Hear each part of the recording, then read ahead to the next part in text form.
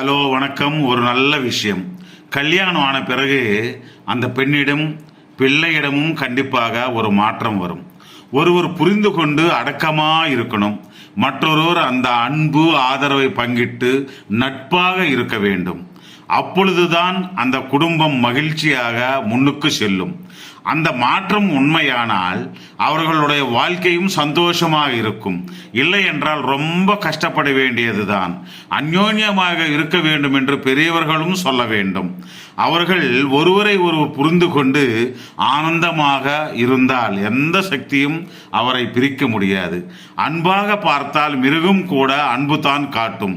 ஆனால் சில பேர் அன்பாக நடித்து நெருங்குவார்கள். எல்லோரையும் நம்ப வைத்து வஞ்சிப்பார்கள்.